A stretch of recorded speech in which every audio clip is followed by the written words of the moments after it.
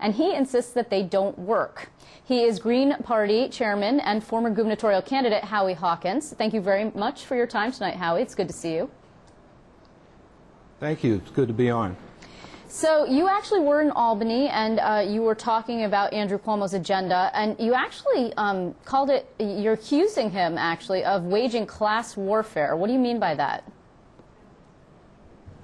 Well, he's recycling the same old mantra we've been hearing for 30 years, that government's too big, that's why we have a bad economy and fiscal problems, and the solution is to cut taxes and spending. And that's basically what state government and national government's been doing for 30 years. It was his father as governor who flattened out the income tax rate and started rebating the stock transfer tax. And so the tax rates on the very wealthy went down, and as a result, the income has concentrated enormously in New York State. In 1980, the top 1% got 10% of all income. By 2007, they got an incredible 35%. And in the meantime, this concentrated economic power is translated into concentrated political power, and the working class and the middle class are paying more taxes and getting less services. Okay, Howie, so the governor we need a new direction. The governor says, actually, that state government is spending too much money. Do you not agree that state government spends too much? I think we can afford the spending level we have. If we cut back, for example, as is planned for this year, in my city, Syracuse, we're going to lose about 1 out of 7 staff and teachers in the school district. We need to maintain that. We got an education problem that's very serious here. Less than half of the high school students graduate in 4 years. You're not going to help that by cutting away their teachers. Okay, but if the governor says no new taxes, what you're talking about actually, you're talking about a personal income tax on the wealthy. There's one that exists right now. It's called the millionaire's tax. That's how most people know it. It was a 3-year bump for people who make $250,000 and more, and it was temporary in order to bring in revenue. It's about $1 billion in this current year, and it's supposed to sunset in 2011, at the end of this year. Do you think that that should actually be reauthorized? That's what you're arguing, right? Yes, it should. I think it's fiscally irresponsible not to continue that tax. My understanding from the Fiscal Policy Institute is that's actually worth $5 billion a year. That's half the deficit. And for somebody making over $500,000 a year, for every $100 they earn, they'll be paying an additional 52 cents.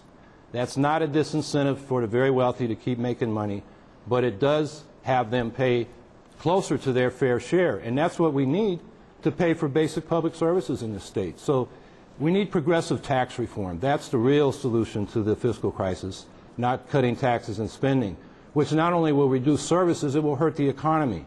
Because consumers are over-indebted, they can't spend, businesses aren't investing because they're not spending, and if the government doesn't spend to get demand back up, we're going to remain stagnant economically. But tax revenues will go down into the downward spiral. Just to play devil's advocate, though, if in fact it's true that the middle class is overextended and can't spend money because they're in debt, or they don't have jobs, and people are hurting, which we know in New York's economy, the people who have money are the people who can spend, right? So if you keep taxing them, this is the argument that people who don't like the millionaire's tax would say. You can't tax the wealthy out of New York because then you tax the people who have disposable income who are able to spend for services that are luxuries and not just buy food and pay rent. Well, the very wealthy are not going to leave New York because they're paying 52 cents on every additional $100 they make over $500,000. So let's forget that. That's a canard. The middle class and the working class need tax relief. And by having a more progressive income tax structure like we had in 1972, where we had 15 brackets instead of 5, and it was progressive through the whole income spectrum and didn't flatten out as soon as you reached $20,000 if you're an individual, 95% of us would get an income tax cut, yet the additional income paid by the top 5% would increase total revenues by $8 billion. So we're talking about, when we say progressive tax reform, tax relief for the middle and working classes, and have the wealthy pay their fair share. And the wealthy don't spend that income. They invest it. They put it in paper securities. They're not investing. We know the corporations and the banks are sitting on cash. They're not investing in new means of production and employment because the demand isn't there. You know what? We leave middle class people, they spend, and then the wealthy people pay more taxes, the government can spend and increase the whole demand overall. Okay, Howie, what you're saying actually is not so far-fetched from what other people are saying. For example, we've been talking to union leaders who are saying keep the millionaires tax. We've heard from Assembly Democrats who are saying keep the millionaires tax. You can't cut $10 billion to fill the complete budget hole, as Andrew Cuomo says he will be able to do. So are you all going to band together in some kind of concerted campaign? Have you guys been talking to each other? I've been talking to top union leaders. I'm a rank-and-file Teamster, and I know a lot of working people are concerned and supportive of the program that we're talking about. We're going the basic same direction in terms of progressive tax reform, and I hope in the future we will be working together to, for example, stop rebating the stock transfer tax. That was $13 billion last year. If they stop doing that, and it's a very small sales tax, it's 1/20th of 1%, or $350 is the cap on any particular security. It's a very small tax.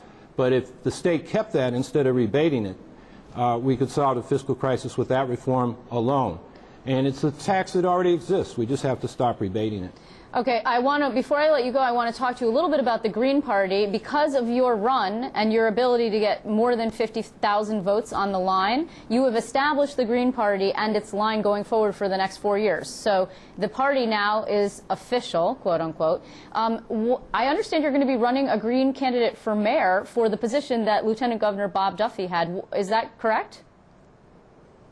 Yes, I was up there on Tuesday with one of the Greens that's seeking the nomination of the Green Party to announce his candidacy, and I introduced him.